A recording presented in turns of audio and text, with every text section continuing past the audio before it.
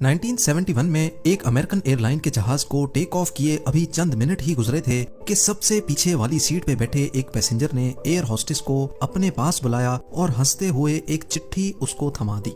उस चिट्ठी में सिर्फ चंद अल्फाज लिखे थे जिसने पूरे अमेरिका में हलचल प्लीज सब्सक्राइब माई चैनल मचा कर रख दी। वो पैसेंजर कौन था और FBI आज तक उसको जिंदा या मुर्दा क्यों नहीं ढूंढ पाई? ढूंढना तो दूर की बात, अमेरिका की सबसे पावरफुल इंटेलिजेंस एजेंसी पिछले 50 सालों से उस पैसेंजर की जर्रे बराबर भी इंफॉर्मेशन नहीं निकाल पाई। लेकिन इस इंटरेस्टिंग वाकये की शुरुआत 24 नवंबर 1971 को पोर्टलैंड एयरपोर्ट से हुई थी। एक शख्स जो बज़ाहिर बिजनेसमैन लगता था, उसने पोर्टलैंड से सिएटल का टिकट बुक करवाया और सीधा जहाज की तरफ बढ़ने लगा। तब अमेरिका में डोमेस्टिक फ्लाइट्स पर किसी किस्म की भी कोई सख्ती नहीं हुआ करती थी। ना ही पैसेंजर्स का सामान चेक किया जाता था और ना ही उनकी आइडेंटिटी वेरिफिकेशन की जाती थी। ये नॉर्थ वेस्ट ओरिएंट एयरलाइन का जहाज बोइंग 727 था, जिसको सिर्फ 45 मिनटों में पोर्टलैंड से सिएटल तक पहुंचना था। सन ग्लासेस लगाए एक ब्रीफकेस के साथ डैन कूपर नामी ये पैसेंजर इस जहाज में सवार हुआ और अपनी पसंद की सीट पर जाकर बैठ गया, जो जहाज की सबसे आखिरी सीट थी। उसने अपने लिए एक ड्रिंक ऑर्डर की और साथ ही सिगरेट भी जला ली। यहाँ तक सब कुछ नॉर्मल चल रहा था, क्योंकि फ्लाइट में स्मोकिंग करना भी 70s में अलाउड था। ठीक 2:58 पर फ्लाइट टेक ऑफ हो गई। टेक ऑफ होते ही डैन कूपर पीछे मुड़ा और पास में बैठी एयर होस्टेस को हंसते हुए एक एनवलप थमा दिया। एयर होस्टेस, जिसका नाम फ्लोरेंस शॉफनर था, उसने जब वो चिट्ठी पढ़ी तो जैसे उसके पैरों तले जमीन ही खिसक गई। Miss, I have a bomb here and I would like you to sit by me. मेरे पास बॉम्ब है और मैं चाहता हूँ कि आप मेरे बराबर में आकर बैठ जाएं। फ्लोरेंस शॉफनर जब डैन कूपर के बराबर में आकर बैठी तो उसने अपना ब्रीफ केस खोला, जिसमें डायनामाइट की 8 स्टिक्स और एक डेटोनेटर भी मौजूद था। इन शॉर्ट, जहाज हाई जैक हो चुका था और डैन कूपर की टोटल 3 डिमांड्स थी। उसको 5 बजे से पहले $2 लाख कैश, 2 पैराशूट के पेयर्स और सिएटल एयरपोर्ट पर एक रीफ्यूलिंग ट्रक रेडी चाहिए था। अपनी डिमांड्स के आखिर में उसने फ्लोरेंस शॉफनर को इनडायरेक्टली ये भी बोला कि अगर कोई गलती हुई तो मैं बॉम्ब फाड़ दूंगा। डैन कूपर के अलावा इस जहाज में 35 पैसेंजर्स थे, जिनको पीछे जहाज में होने वाले इस वाक़े का बिल्कुल भी इल्म नहीं था। फ्लोरेंस शॉफनर डैन कूपर की डिमांड्स लेकर कॉकपिट में गई और कैप्टन को सारा माजरा सुना दिया। एक दूसरी एयर होस्टेस, जिसका नाम टीना मकलो था, वो अब एक इंटरकॉम लेकर डैन कूपर के साथ आकर बैठ गई, जो पायलट और डैन कूपर के दरमियान मैसेज पहुंचाने का काम कर रही थी। याद रहे कि ये अमेरिका की हिस्ट्री में होने वाला पहला प्लेन हाईजैक था जो रैंसम के लिए किया गया था। इसी वजह से लोकल अथॉरिटीज और FBI ने फैसला किया कि हाईजैकर की सारी डिमांड्स पूरी की जाएं। जाहिर है अथॉरिटीज को भी मालूम था कि डैन कूपर उनसे भागकर ज्यादा दूर नहीं जा पाएगा।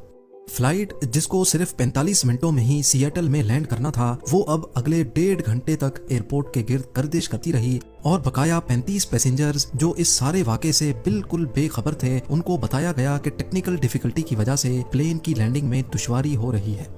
इस दौरान सिएटल नेशनल बैंक से $20 के 10,000 नोट इकट्ठे किए गए, जिनके सीरियल नंबर्स नोट कर लिए गए थे, और एक करीबी स्काई डाइविंग क्लब से 2 पैराशूट की जोड़ियां भी अरेंज की गई।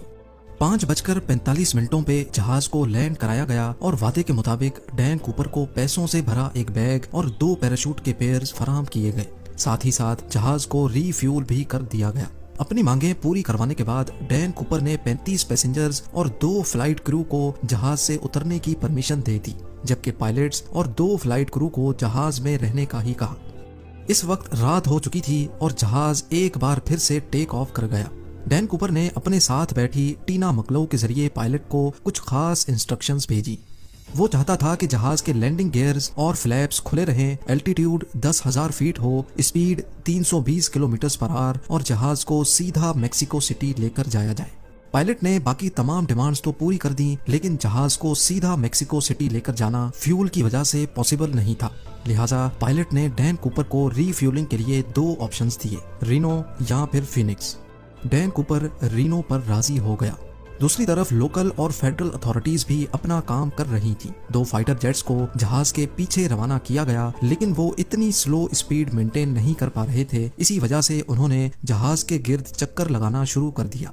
रात के अंधेरे में जहाज रीनो की तरफ रवां दवां था। इतने में डैन कूपर ने पास बैठी टीना मकलो को कॉकपिट में जाने का कहा, जहां 2 पायलट्स और एक फ्लाइट अटेंडेंट मौजूद थी।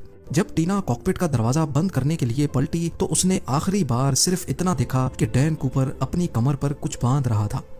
उसके बाद जहाज की सीढ़ियां खुली और डैन कूपर ने वहां से छलांग लगा ली।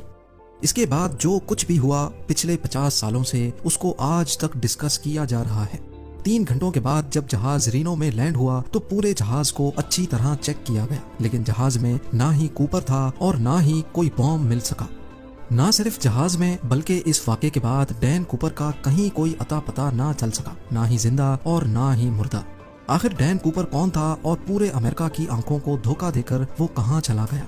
ये case federal bureau of investigation का वो केस है जिसको आज तक बंद नहीं किया गया। डैन कूपर को किसी ने प्लेन से जंप करते तो नहीं देखा था, लेकिन स्टेयर केस खुला रह जाने की वजह से यह बात क्लियर थी कि उसने सिएटल और रीनो के बीच में ही कहीं छलांग लगा ली थी। FBI ने जहाज पे सबूत तलाश करना शुरू कर दिए, लेकिन बदकिस्मती से उनको सिर्फ कूपर की टाई, 8 सिगरेट बट्स और 2 में से 1 पैराशूट मिला जो कूपर पीछे छोड़ गया था। हत्ता कि किसी के पास उसकी कोई फोटो तक नहीं थी।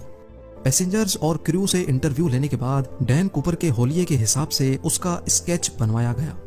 इससे पहले कि डैन कूपर को सिएटल और रीनो के बीच में तलाश किया जाता, FBI को ये जानना था कि उसने एग्जैक्टली कौन सी जगह पर प्लेन से जंप किया था। ये जानना ज्यादा मुश्किल नहीं था क्योंकि जहाज ऑटो पायलट पे था, यानी जिस पाथ पर जहाज फ्लाई कर रहा था वो ऑलरेडी रिकॉर्डेड था।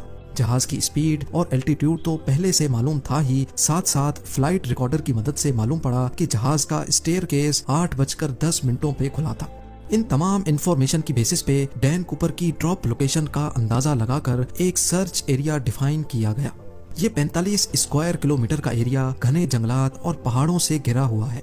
एरियल टीम और लैंड सर्च टीम ने इस पूरे एरिया का चप्पा चप्पा छान लिया, लेकिन ना कूपर का कोई नामो निशान मिला और ना ही कोई ब्रीफ केस मिला या फिर पैसे। हत्ता के इस पूरे एरिया में इतनी शदीद सर्दी थी कि सबको यही लगा कि डैन कूपर मर गया होगा, लेकिन उसके बाद जो हुआ वो FBI के वहमो गुमान में भी नहीं था।